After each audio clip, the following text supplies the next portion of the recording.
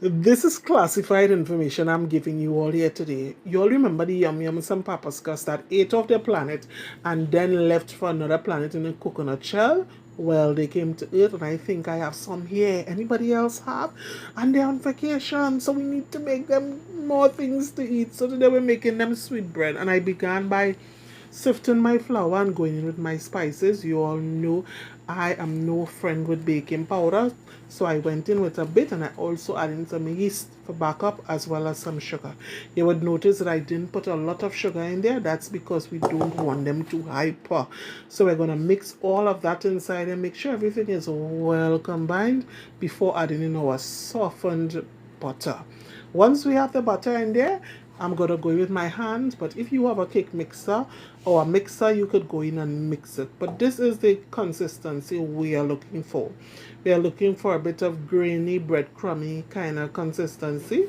Something just like this. Yes, just like that. And then we're going to move on to the next step. So I'm going in with some fruits. I have a couple of fruits here, but I'm placing some of it in there, and we're going to reserve the rest for the top of the sweetbread. I also went in with some currants. I had that prepared previously to make currants roll, so it's well flavored. I simply couldn't go wrong. I also added in some cherries, and I reserved some as well to place on the top of the sweetbread.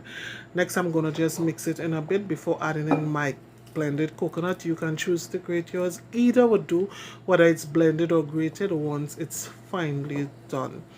I'm going to incorporate that coconut in there before adding in my egg. The egg is optional, but I like to put it in there, so I'm going to add it in. Once we have the eggs in there, we're just going to gently turn it in a bit, make sure it's incorporated, and we're going to add in our essence as well because we want this well flavored.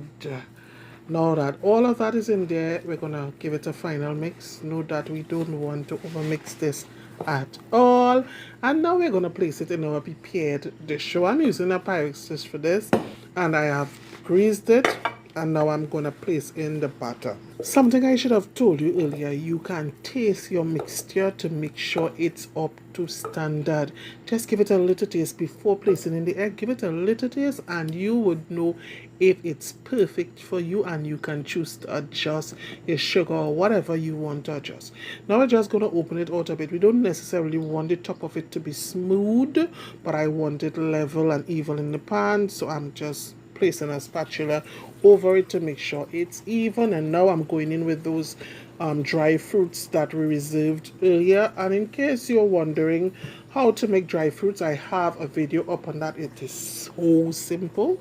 And I'm also gonna place in our cherries on top there before placing it in the oven to bake. Mine stayed in the oven for around 40 minutes. Cooking time may vary depending on your stove. I want you to take note of that. I place it up to cook at 350 degrees. Now, if you like, you can add sugar on top of it when it's finished baking, but that's up to you. Please do not cut it while it's still hot. And let me tell you something, the Yum Yums were not disappointed. Hope you enjoy. God bless.